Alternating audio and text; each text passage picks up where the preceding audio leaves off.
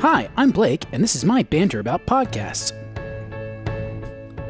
Communications people and associations are always trying to find new ways to engage members, throwing events, publishing newsletters, creating magazines, making flashy creative videos, and so much more.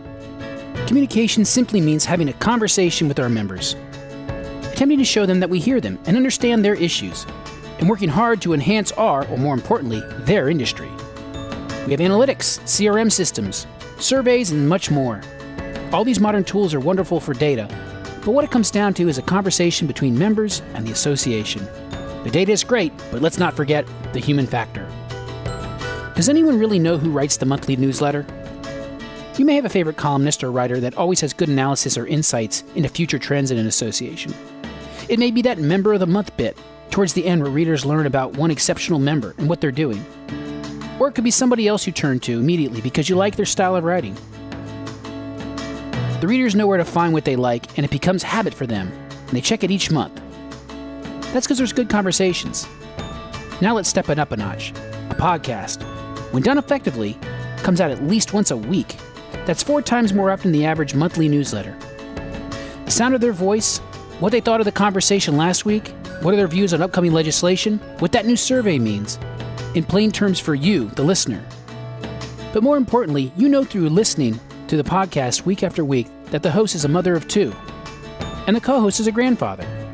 You not only receive expert analysis from industry guests, but you hear the tone of their voices, their personal stories, learn how they got into this industry or this line of work, what motivates them. You get to laugh with them. You get to hear their current stories, and their stories from way back in the day. This creates intimacy and memorable moments. Because podcasts can be evergreen, and because of the way they are published, they create an easily accessible series. Listeners who are grabbed by one episode can now binge listen. And the podcast you created 8 months ago, or even 2 years ago, can still be fresh to a new member.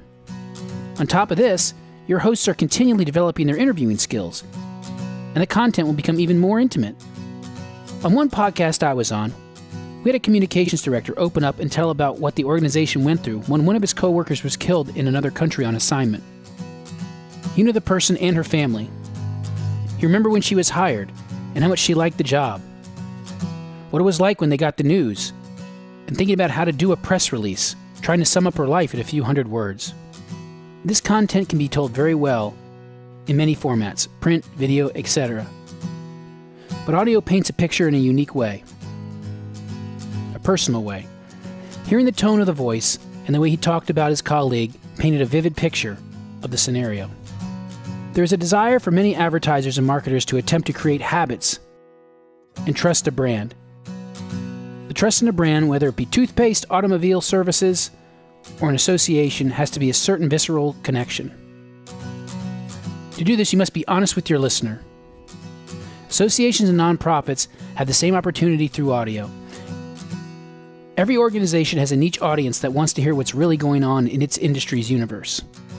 Stories of success, failures, industry analysis. What does it mean? What does my future hold?